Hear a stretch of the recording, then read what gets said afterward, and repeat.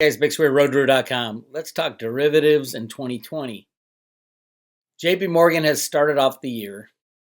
Well, now this is as of September 30th, so they're lagged about quarter and a half on reporting. This is the OCC, the Office of Comptroller of Currencies. This is what JP Morgan tells the OCC every quarter what they have. It doesn't say what they trade during the year. So JP Morgan, as of the end of the third quarter, had $55.2 trillion with a T trillion dollars in derivatives, and their asset base is only 2.3 trillion, 2.4, 2.67. That is ridiculous. That is insane leverage. Why? That's the question. Why? Derivatives, that's my question for derivatives. Why? You can't have a free market anywhere in the world when you have derivatives trading. Derivatives are side bets. Yeah, that's fine if the underlying asset is $1 trillion market and you have a couple $1 billion worth of side bets. That's fine. Problem is it's reversed and to the extreme. 55 trillion in derivative bets at JP Morgan. Every single one of those have counterparty risk.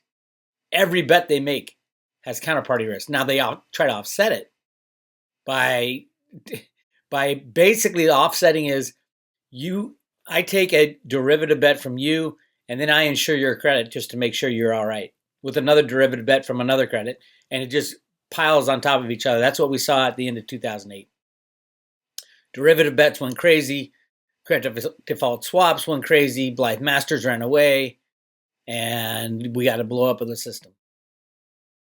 This time, there is no saving it. There would be no saving it. Look at the derivative market. And if you want to know, now remember, JP Morgan is being brought up on, JP Morgan trading of silver and gold is being brought up on RICO charges. Racketeering charges, same thing they charge the mob with. And yet they're allowed to have $55 trillion worth of derivatives, all side bets, all distortions of what true market trading is. The insanity of derivatives are going to bite the world in the ass and bite hard. This is the largest derivative market has ever been, and it's not slowing down. And no, there's no way that cryptos can take over for the derivative market. They will never be, ever, ever, ever. Backed is just an addition to the derivatives. 55 trillion just at JP Morgan, and their counterparty criminal bank, Citibank, 49 trillion. Bank of America, 49 trillion. Goldman Sachs. No, Bank of America is 21. Oh, we dropped down. And then we dropped down another half and another half. So basically, the top 10 banks hold 99% of all derivatives. Anything over $1 trillion, it would be the top, I'm going to say the top 8 banks own 99% of all the derivatives. That would be JP Morgan, Citibank, Goldman Sachs, Bank of America, Wells Fargo, HSBC, State Street Bank. Remember State Street, Jerome Powell. Oh, Jerome Powell was Bank of New York, excuse me. Bank of New York Mellon, number 8. Huge derivative problem that they pawned off on Goldman Sachs. Jerome Powell did that. That's why Jerome Powell was put as the head of the Fed. He's the expert in derivatives. Derivatives are what is going to kill everything, destroy the entire financial system. And if it doesn't, it's just going to get bigger and bigger and bigger. Why stop now, right? And that's what they've been proving. Why stop now? I want to show you something. I'm going to show you the silver derivative market. There it is right there. Look at what has happened in the last 5 years. From 20 billion to over 40 billion. Has the silver market increased? No. Has anything been different about the silver market? No, it's still 5% growth, maybe more industrial applications. Probably, absolutely. Does that facilitate the need to double the amount of silver derivatives? No. And these are just end of year reporting. Just like we saw JP Morgan cook the books for the end of 2019. This is just end of quarter reporting for September. So let's take a look at, are the banks making money? Yeah, they're making money. How much money should they be making? Let's take a look at this crazy example. This is the average credit card purchase interest rate. Average interest rate is up at 15% for most cards. That's average. Some people are paying 28, 29%. How much does money cost the banks? In the overnight, just 2%. Less than 1.5%. So the banks are making 13, 14% on credit cards. But listen to this. Banks can lever up 10 to 1. So for every dollar they lend out, they have in their possession, they can lend out 9. Take 10 to 1 leverage. They're not making 15%. They're making what, 150%. That's not bad. 150% per year. It is insane. How banks go belly up, I have no idea. They have a license to steal money. I had a buddy who said the best way to rob a bank is to buy one. Because you get to create money out of thin air. And what are they doing? Exactly what they did before with the subprime mortgages are coming back. Great article out of Liberty Nation. Subprime will be back with a vengeance in 2020. One of the lasting legacies of the economic collapse of a decade ago is subprime. After lying dormant for several years in the aftermath of the Great Recession, the subprime market has returned with vengeance. Everything is subprime nowadays as banks, finance companies, and unconventional lenders are less averse to risk and are willing to extend credit to customers with low FICO scores and inadequate incomes.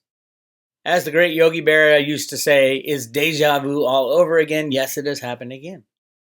The same thing that blew up the system last time is going to blow it up this time, but it's not going to be that.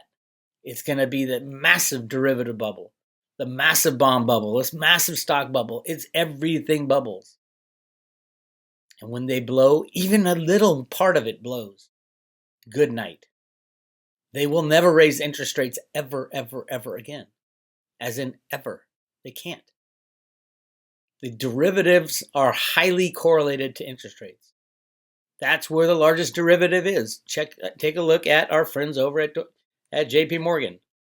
The largest U.S. bank, could be the largest bank in general.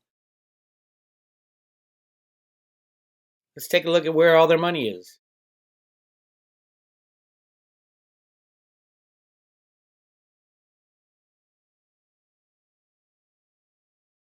Total derivatives, 55 trillion.